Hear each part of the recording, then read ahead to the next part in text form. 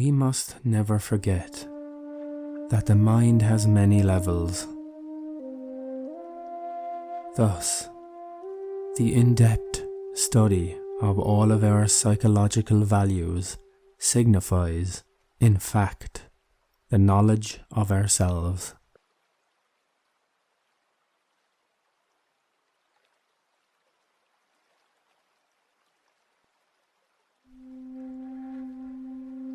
On the screen of the mind, any motion picture has a beginning and an end.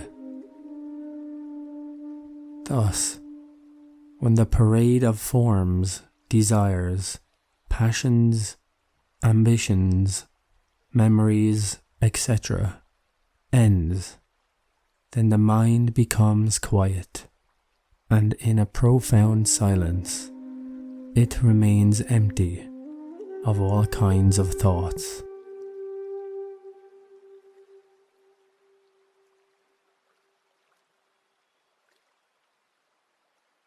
Contemporary students of psychology need to experience the illuminating void, shunyata, the emptiness.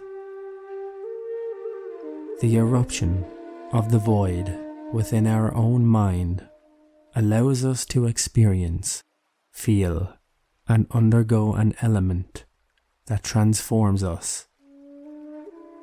Such an element is reality.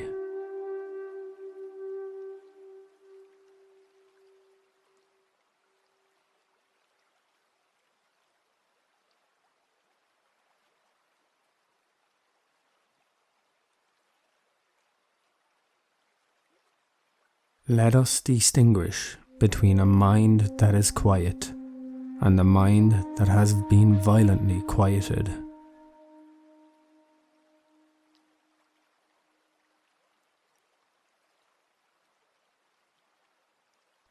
Let us distinguish between a mind that is silent and a mind that has been forcibly silenced.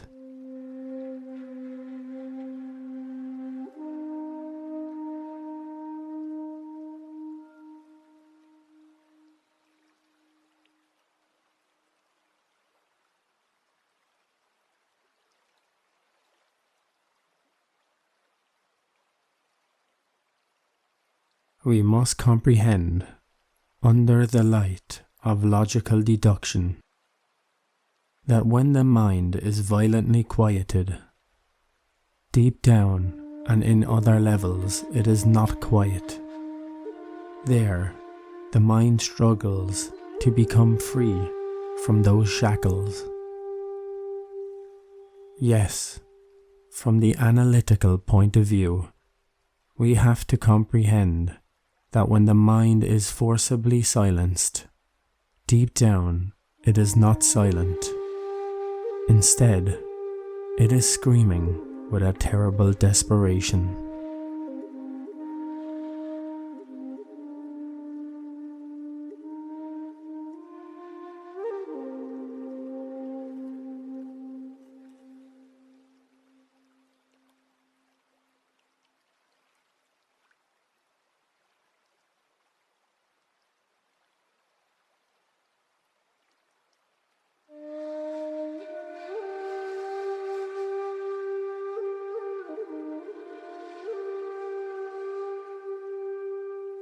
The true quietude and natural and spontaneous silence of the mind arrives to us as a grace, as a bliss, when the process of the intimate filmed image of our own existence ceases its projection on the marvelous screen of the intellect.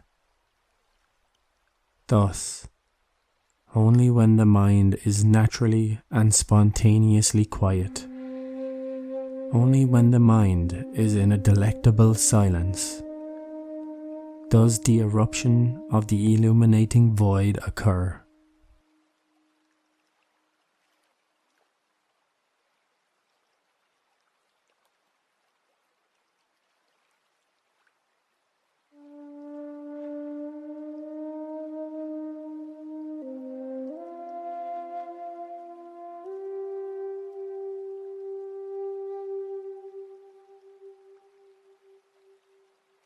It is not easy to explain the void, since it is indefinable or indescribable.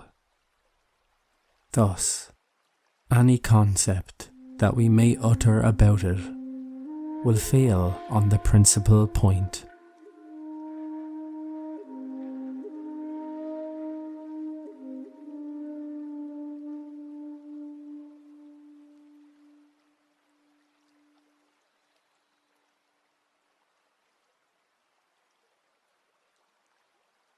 The void cannot be described or expressed in words,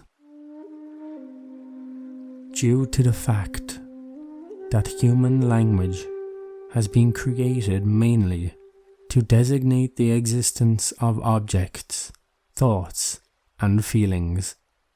It is not suitable for describing in a clear and specific manner the non-existence of objects, phenomena, and feelings.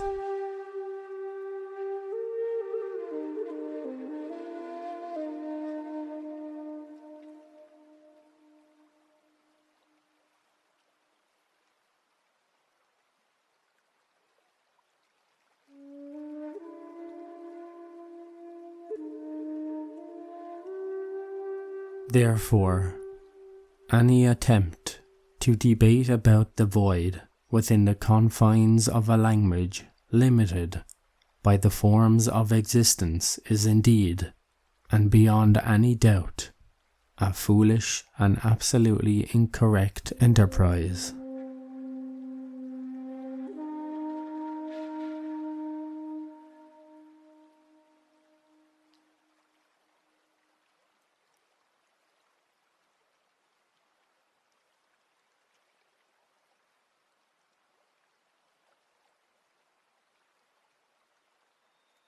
The emptiness is non-existence. Therefore, existence is not the void.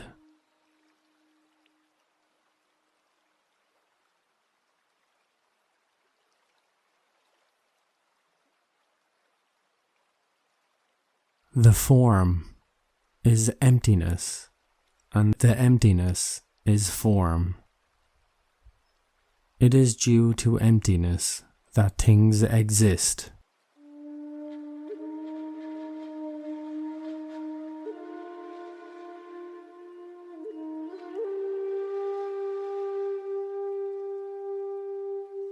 Emptiness and existence complement each other and do not oppose each other.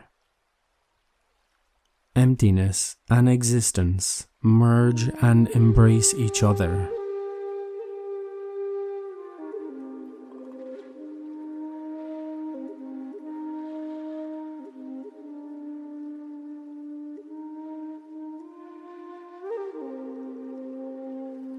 When the beings of normal sensitivity see an object, they only see its existent aspect. They do not see its empty or void aspect.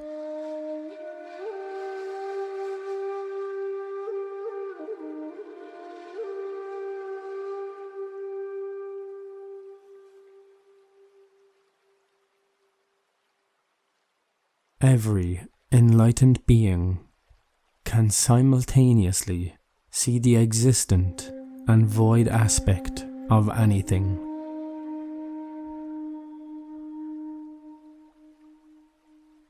Emptiness is simply a term that denotes the non-substantial and the non-personal nature of all beings, and it is a sign that indicates the state of absolute detachment and liberty.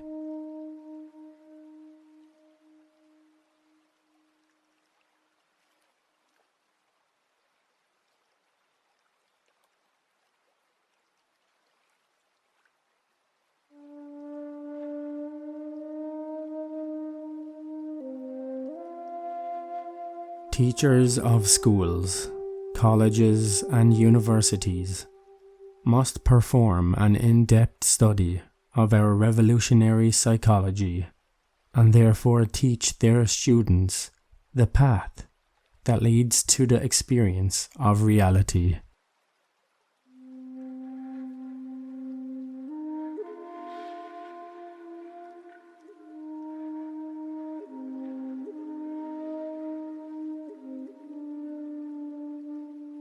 To arrive at the experience of reality is only possible when all thoughts have ceased.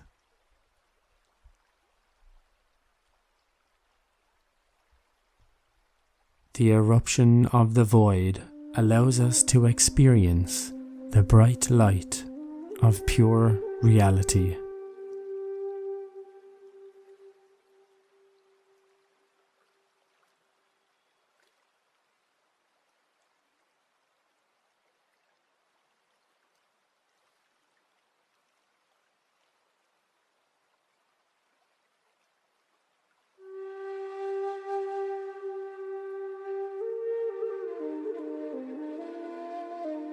That ever-present knowledge, which in the reality is empty, without characteristics or color, devoid of condition, is the true reality, the universal compassion.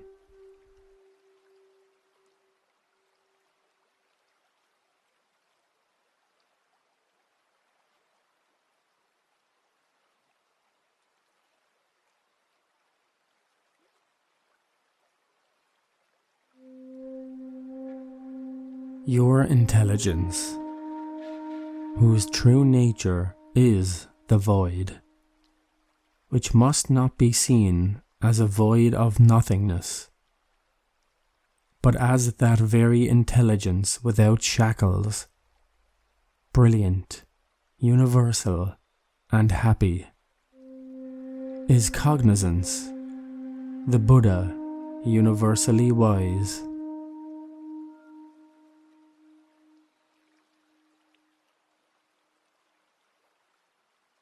Your own empty cognizance and that brilliant and joyful intelligence are inseparable.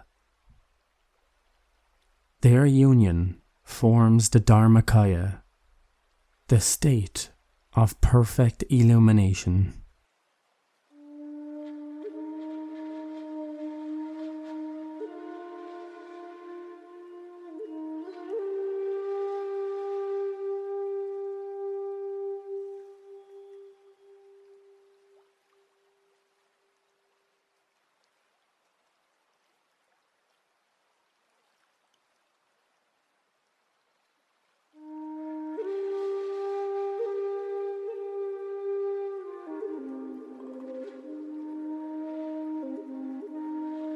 Your own brilliant cognizance, empty and inseparable from the great body of splendor, has neither birth nor death.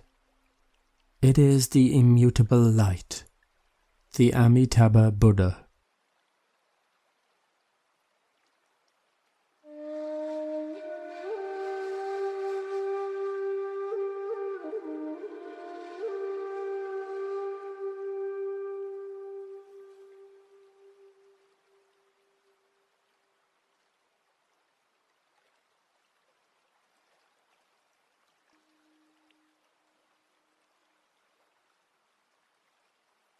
This knowledge is enough to recognize the emptiness of your own intelligence as the Buddhic state, and to consider it as your own cognizance is to continue within the divine spirit of Buddha.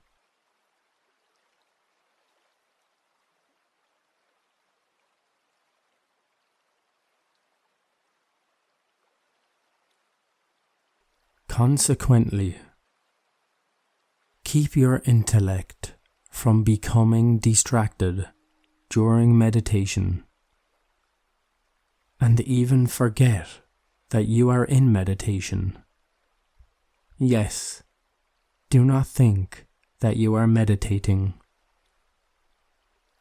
because when you think you are meditating, this thought is enough to disturb the meditation. Thus, this is how your mind must become empty in order to experience reality.